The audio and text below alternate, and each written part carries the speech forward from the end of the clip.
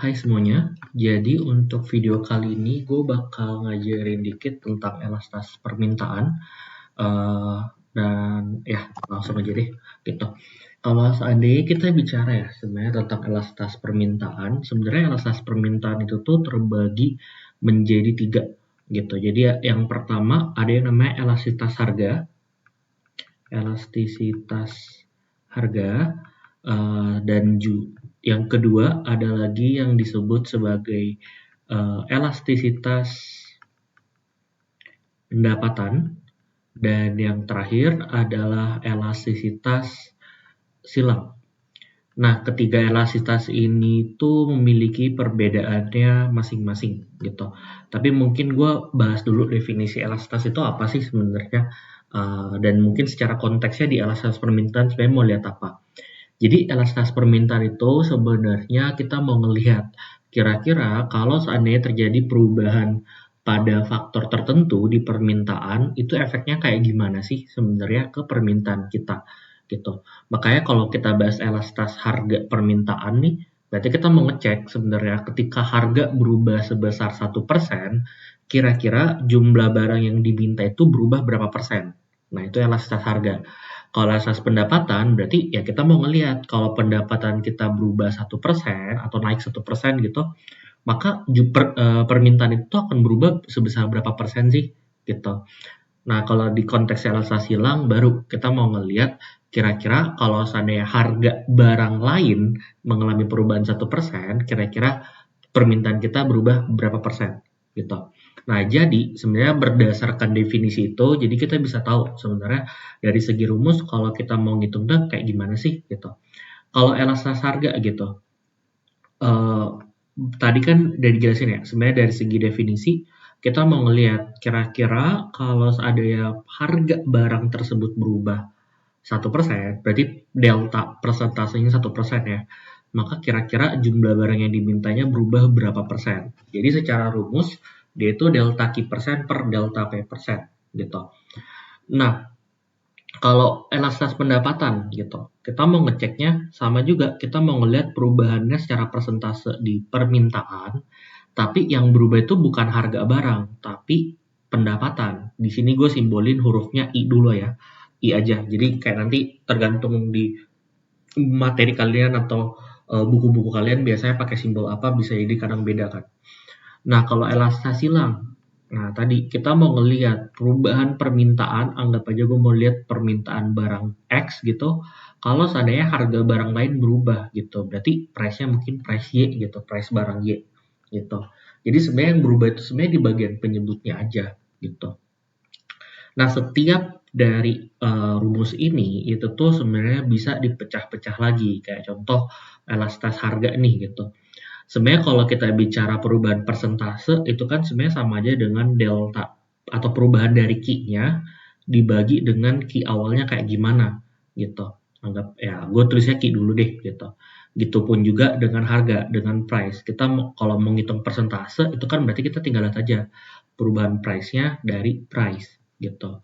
Yang mana dari rumus ini kalau kita sederhanakan maka hasilnya jadi seperti ini gitu. Nah, inilah rumus yang seringkali kita ketemu juga di buku-buku teks gitu, buku-buku sekolah di SMA gitu. Jadi untuk ngitung elastisitas harga dengan cara ini gitu. Nah, ini juga kadang-kala seringkali kita sebutnya sebagai perhitungan menurut elastisitas titik gitu. Elastisitas titik. Kenapa? Karena di bagian paper key ini kita hanya fokus ke harga dan kuantitas di awal aja gitu. Jadi kita hanya fokus di satu titik aja. Nah, tapi ada juga nih variasi yang lain. Ada yang namanya elastisitas busur. Elastisitas busur. Nah, kalau elastisitas busur justru perhitungannya seperti ini. Jadi P1 tambah P2 per Q1 tambah Q2. Gitu. Ini dikali delta Q per delta P. Sebenarnya kalau dibilang secara akurasi lebih akurat yang mana, tentu elastisitas busur yang lebih akurat ketimbang elastisitas titik. Tapi biasanya di beberapa soal-soal baik itu di ujian nasional ataupun mungkin di olimpiade atau semacamnya biasanya lebih banyak makainya yang elastisitas titik gitu. Jadi ini untuk ya good to know aja sebenarnya gitu. Oke. Nah, sebenarnya ada lagi sih sebenarnya variasi yang lain. Gue mungkin tulis aja di sini. Nanti di next video bakal gue jelasin penggunaannya itu kayak gimana. Jadi ini pun sebenarnya bisa juga rumusnya akan kita ubah jadi delta learn quantity per delta learn price. Nanti akan gue bahas di next video ya. Nah, gitu juga sebenarnya kalau kalian lihat kalau kita ngeganti-ganti simbol-simbolnya aja, jadi gue bisa bilang kalau kita mau ngitung elastisitas pendapatan ya berarti sebenarnya cukup dari income per quantity dikali dengan delta quantity per delta income gitu. Nah, gitu pun dengan elastisitas silang berarti untuk ngitungnya ya price Y per quantity X dikali dengan delta QX per delta PY gitu. Jadi mirip-mirip lah gitu. Oke. Nah, sekarang biar lebih enak nih kita akan fokus dulu ke elastisitas harga dulu deh gitu. Oke, jadi elastisitas pendapatan dengan silang nanti kita bahas di kesempatan yang lain. Oke. Kita akan fokus ke elastisitas harga gitu. Mungkin gue kasih ilustrasi dulu deh dari segi kurvanya dulu perbedaan elastisitas titik dan elastisitas busur gitu. Kalau seandainya ini mungkin gue kotakin deh yang pendapatan sama silang biar nggak kecampur. Oke. Nah, anggaplah kita punya suatu kurva ya seperti ini gitu. Ini quantity berarti di sini price gitu kan. Terus kita punya fungsi permintaan gitu. Ini demand. Anggaplah gue punya titik A gitu di sini. Ini titik A dan ini titik B gitu. Kalau kita pakai elastisitas titik, maka secara spesifik dia hanya mengukur tingkat elastisitas di satu titik tertentu aja. Jadi kayak contoh kalau gue masukin price 1 dan Q1-nya itu adalah di titik A. Jadi ini anggaplah P1, ini Q1. Maka nilai yang gue dapat dari elastisitas titik itu hanya ngegambarin sebenarnya elastisitas di titik A aja. Di titik ini aja. Gitu. Oke. Nah, tapi beda cerita kalau seandainya gue mau ngeliat nih sebenarnya elastisitas secara rata-rata atau secara agregat lah gitu dari jangka A sampai jangka B gitu.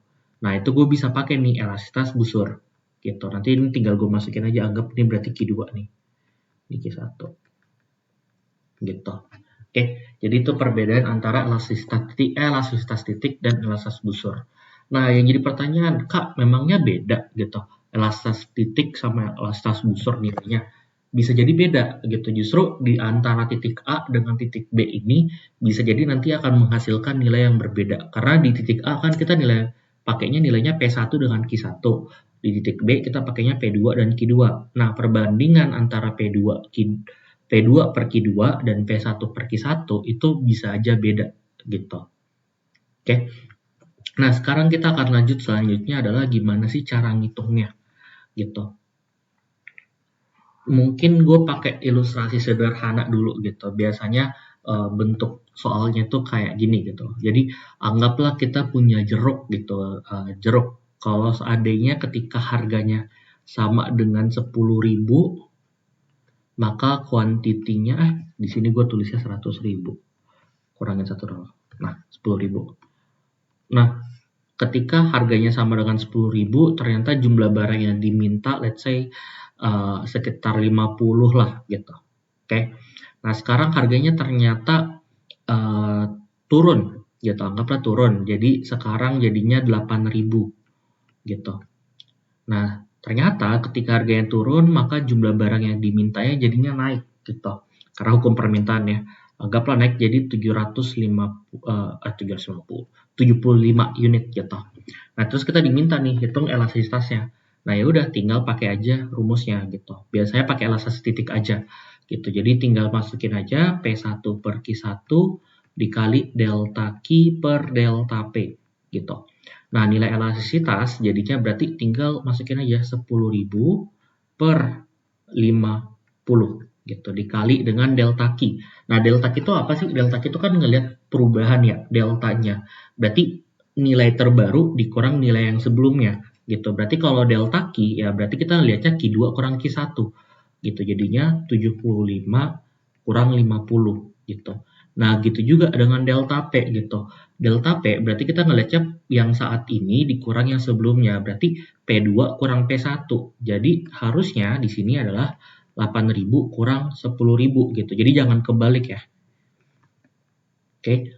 Nah, di sini baru kalau seandainya kita kecilin angkanya atau kita hitung lagi nih, ini kan jadi 10.000 per 50. Sorry, ini kelebihan 0. Terus tinggal dikali dengan 25 per minus 2.000 gitu. Oke. Nah, di sini bisa kita perkecil nih. Ini 3 nolnya bisa dicoret, ini juga 3 nol bisa dicoret.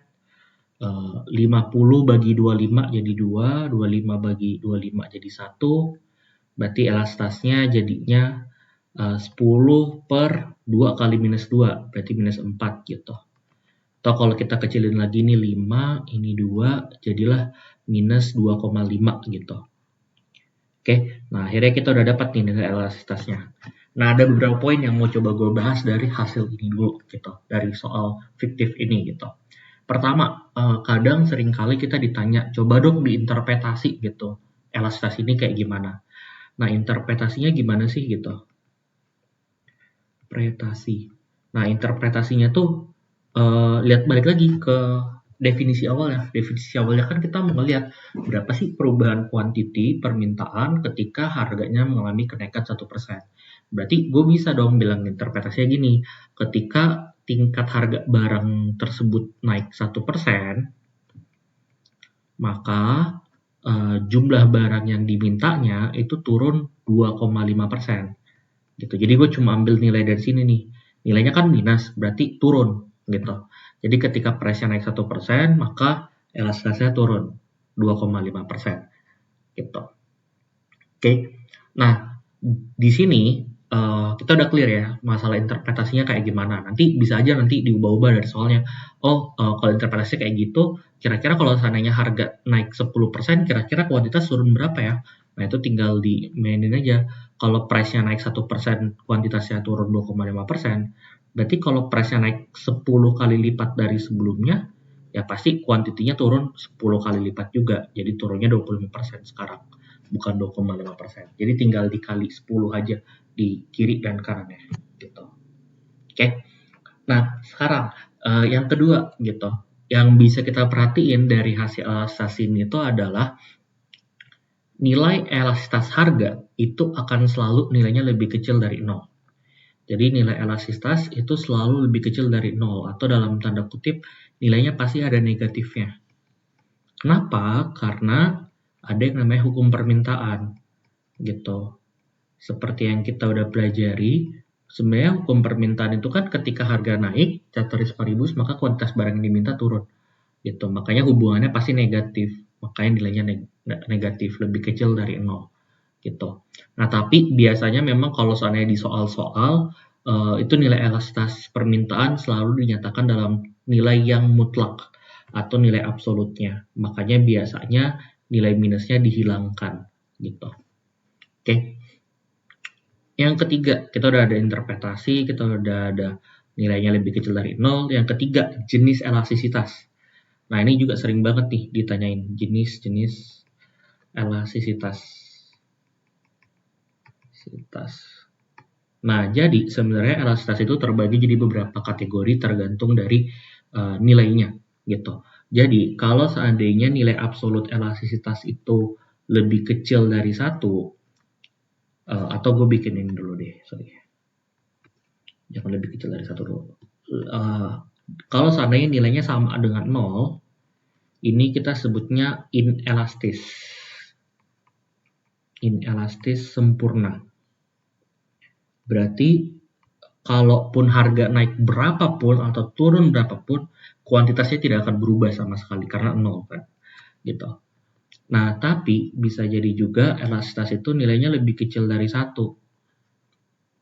Nah, kalau dia lebih kecil dari 1, ini kita sebutnya dia inelastis.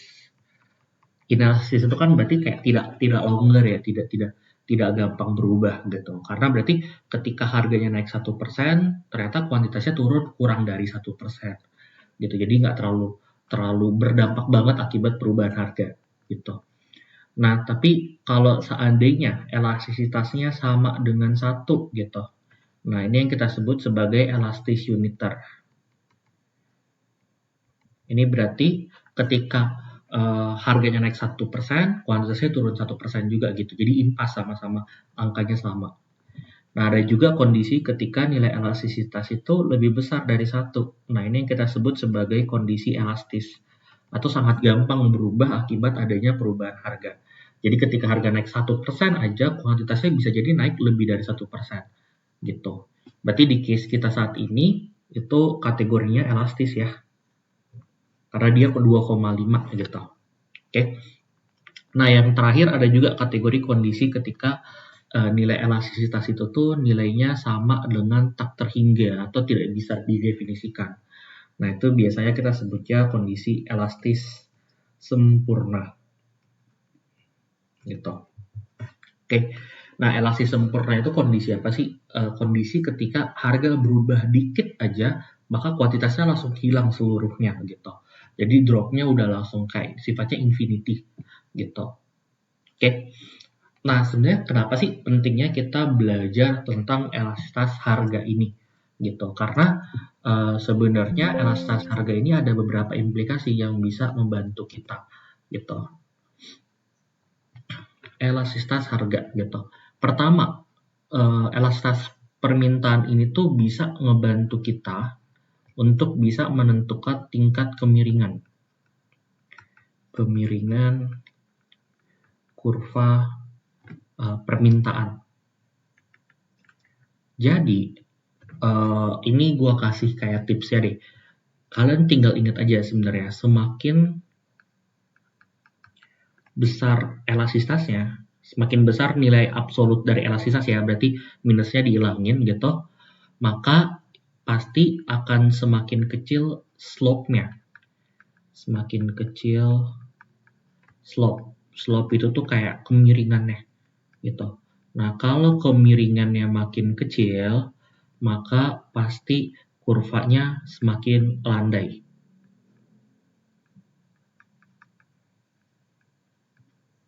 Landai itu berarti kayak menuju datar gitu. Semakin datar. Oke. Berarti gitu juga kebalikannya. Semakin kecil nilai elastisitas, semakin besar nilai slope atau kemiringan, maka kurvanya akan semakin tegak gitu atau semakin menuju vertikal. Jadi kalau kita ilustrasiin nih, sebenarnya ini quantity, ini price gitu. Yang paling tegak banget itu udah pasti kondisi yang kita sebut inelastis sempurna. Ini inelastis sempurna. Oke. Nah, terus ada nih mungkin kurva permintaan yang bentukannya kayak gini, ini tegak banget ya sebenarnya. Nah, berarti ini kondisi yang kita sebut, ini gue ganti warna aja deh. Ini yang kita sebut sebagai inelastis gitu. Elastis. Nah, ada juga kondisi lain nih, bisa jadi kondisinya kayak gini. Sorry ya kalau gambarnya agak jelek gitu. Ini kondisi berarti elastis uniter. Gitu. Fun fact, kalau elastis uniter di sini derajatnya pasti 45% nih. Gitu. Nanti mungkin kalau saya penasaran kenapa sih bisa kayak gitu, ntar bakal gue coba jawab di video yang lain deh gitu kalau seandainya ada yang nanya. Oke. Selain itu, kalau seandainya dia elastis, nah dia semakin datar nih. Karena nilainya semakin besar ya tadi gitu. Semakin besar, semakin datar kurvanya. Dan terakhir berarti kalau seandainya dia elastis sempurna, maka ya dia akan jadi horizontal. Gitu. Ini elastis sempurna jadinya. Nah, ini ngebantu banget sebenarnya ngitung-ngitung elastisitas untuk melihat bentuk kurvanya itu harusnya kayak gimana sih gitu.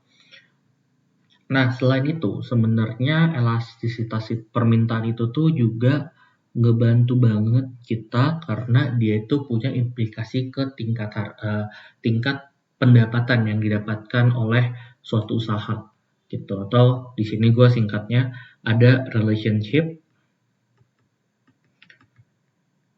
antara total revenue dan juga elastisitas.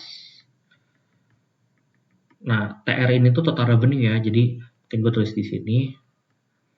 Sebenarnya kan kalau kita bicara total revenue berarti pendapatan total yang didapatkan gitu.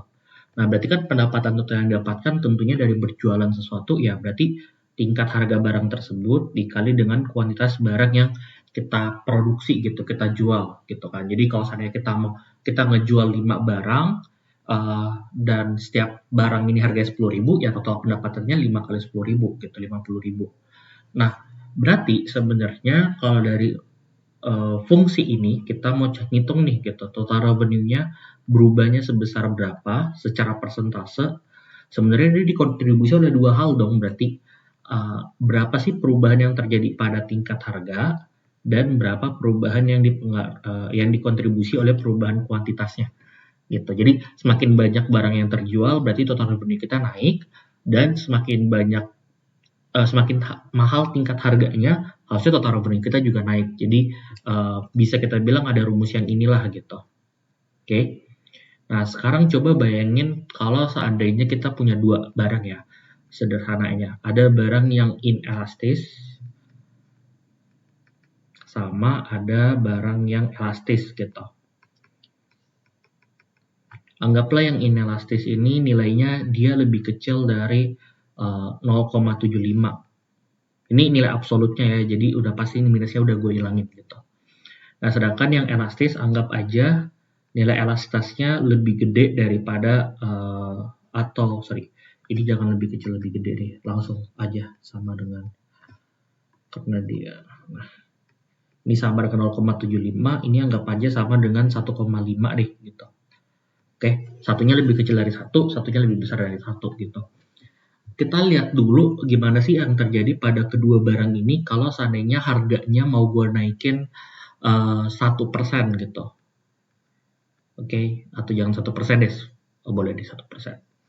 Oke, ingat definisinya elastisitas itu kan berarti ketika harga dinaikin 1% maka permintaan turun sebesar segitu gitu. Nah, kita bisa lihat nih dari sini berarti yang di kondisi yang inelastis kenaikan harganya secara persentase 1% gitu ya kan. Nah, tapi kuantitasnya turun berapa persen nih? Karena nilai elastisitas 0,75 berarti ya ketika naik harga 1% ya permintaannya turun 0,75% gitu ya kan. Berarti kalau kita jumlahin secara hitung-hitungan kita masih dapat kenaikan total revenue sebesar 0,25% gitu. Untung lah ya karena sekarang pendapatan kita jadi lebih tinggi gitu. Nah, sekarang gimana kasusnya kalau itu terjadi di barang yang elastis gitu. Di barang yang elastis, ketika price-nya kita naikin 1%, berarti delta P persennya 1%, berarti kan kuantitinya turunnya sekarang 1,5% gitu. Berarti minus 1,5% nih. Nah, kalau kita jumlahin, berarti apa yang terjadi? Yang terjadi justru kita dapatnya nilainya negatif gitu. Minus 0,5%. Yang berarti apa? Total revenue-nya malah turun gitu. Kita malah rugi gitu. Ya kan? Nah, sekarang kita coba balik case-nya. Gimana kalau price yang turun 1%? Ternyata kalau price-nya turun 1%, yang sifatnya inelastis, price-nya secara persentase kan turun. Berarti nilainya minus ya, minus 1%. Berarti kalau price-nya turun, harusnya kuantitinya naik ya. Berarti kuantitinya nanti nilainya positif gitu. Nah, berarti yang terjadi adalah kuantitinya naik 0,75%, positif gitu, ya kan? Kalau kita jumlahin hasilnya gimana? Negatif ternyata 0,25%. Jadi kita justru rugi gitu. Nah, yang di elastis gimana? Kebalikannya juga berarti. Price-nya jadi minus 1%, tapi delta quantity persennya jadinya sekarang naik 1,5% karena elastisitasnya 1,5 gitu. Jadi kalau kita jumlahin nilainya jadinya positif gitu 0,5%. Nah, kalau kita berdagang nih sebenarnya kan kita maunya kita dapat untung ya sebenarnya. Berarti kondisi atau kayak kita dapat kenaikan pendapatan lah gitu. Nah, berarti yang mau kita alami adalah kondisi yang ini, yang gue lingkarin warna ungu ya, sama yang ini dong, karena dia penjumlahannya positif gitu. Nah, dari sini makanya pentingnya elastisitas gitu. Ketika kita berjualan suatu barang, kita harus tahu barang kita ini sifatnya elastis atau inelastis gitu. Kalau barangnya sifatnya inelastis, berarti sebaiknya harganya cenderung kita naikin. Gitu. Karena kalau misalnya harga cenderung kita naikin, sebenarnya total revenue bisa agak lebih meningkat gitu. Kita bisa dapat untung lebih gitu. Nah, tapi untuk barang-barang, kalau barangnya elastis, justru kita harus banyak-banyakin kasih diskon. Karena ketika kita kasih diskon, orang semakin mau beli barang di kita dan total revenue-nya malah naik gitu. Jadi jangan sampai kebalik nih strateginya gitu. Oke. Nah, itu tentang elastisitas harga gitu. Tapi ada nggak sih sebenarnya faktor-faktor yang mempengaruhi tingkat elastisitas harga gitu? Nah, mungkin ini materi terakhir nih tentang elastisitas harga. Sebelum kita nanti di next video bahas yang elastisitas pendapatan dan juga silang gitu. Faktor-faktor yang mempengaruhi elastisitas harga gitu. Nah, yang pertama, banyak atau sedikitnya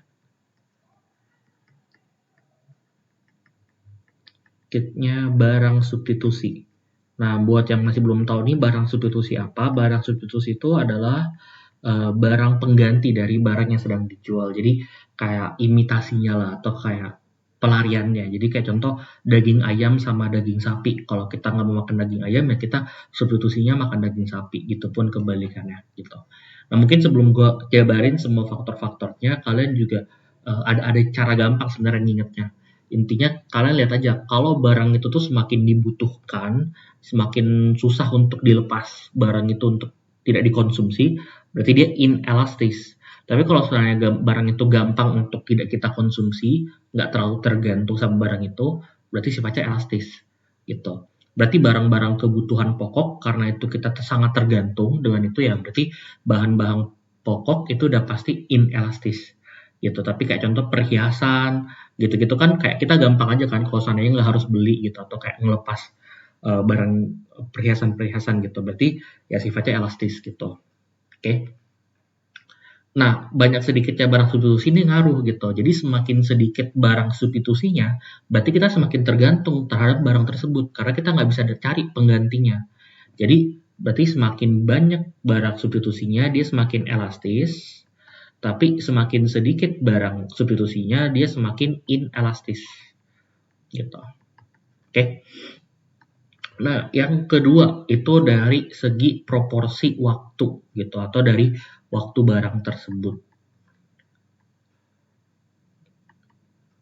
Jadi ini lebih ke arah apakah barang tersebut sifatnya tahan lama atau barang tersebut kayak gampang diganti-ganti gitu, replaceable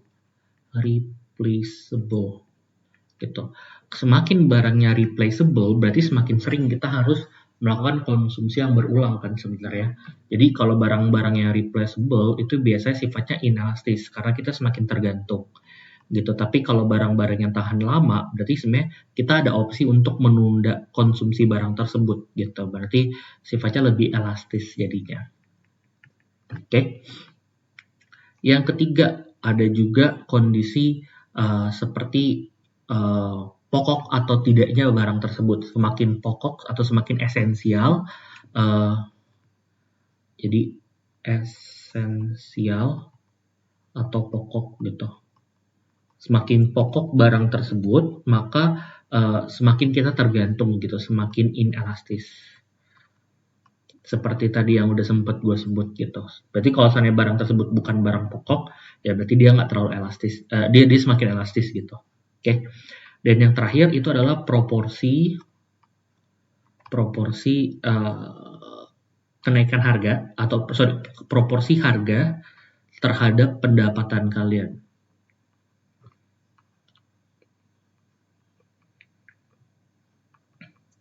Maksud gue apa nih gitu? Contoh, kalau seandainya kita ngebandingin mobil sama garam deh gitu. Mobil sama garam. Udah kelihatan lah ya sebenarnya mana yang elastis, mana yang tidak gitu. Garam udah pasti yang inelastis, mobil yang elastis gitu. Nah, tapi harga mobil itu satuan berapa sih gitu? Harga satuan anggaplah yang paling murah 200 juta gitu. Oke, garam anggap aja 2000 gitu, 2000 rupiah gitu. Oke, kalau seandainya kita asumsi terjadi kenaikan 10% aja, atau jangan 10% deh, 1% aja perubahannya, garam itu naiknya berapa sih sebenarnya 1% ya? Paling jadinya 2002 rupiah gitu. Jadi nggak terlalu ngaruh ke kita kan sebenarnya. Jadi secara persentase harga ini terhadap pendapatan kita nggak terlalu masalah gitu. Jadi garam tuh mau naik harganya jadi 100 kali 100% pun sebenarnya ya dari 2000-nya naik jadi 4000 juga kan sebenarnya nggak ngaruh ke pendapatan. Makanya dia sifatnya inelastis gitu. Jadi semakin gede proporsi semakin kecil proporsi harga itu terhadap pendapatan kita, semakin nggak ngaruh perubahan harga terhadap kita. Jadi semakin inelastis. Tapi beda dengan mobil, naik 1% aja itu berarti naiknya 2 juta gitu. Yang berarti sekarang harganya jadi 202 juta gitu. Wah, ini kenaikan 2 juta pasti ngaruh banget kan sebenarnya ke pendapatan kita. Kita jadi mikir ulang, oh gue emang harus beli mobil atau enggak sih gitu. Nah, berarti proporsi harga itu semakin besar terhadap pendapatan kalian, maka barang tersebut semakin elastis gitu. Oke. Nah, I think itu aja untuk video kali ini. Kita udah sempat nge-cover beberapa, mulai dari rumus-rumus, perhitungan singkatnya seperti kayak gimana, jenis-jenis elastisitas, fungsi dari elastisitas harga kayak gimana, dan faktor-faktor yang mempengaruhi elastisitas harga. Di next video, gue bakal bahas elastisitas pendapatan dan elastisitas silang, dan mungkin sebelum masuk itu agak sedikit bridging ke beberapa variasi-variasi soal elastisitas. Oke, hope you enjoy this video. See you next time.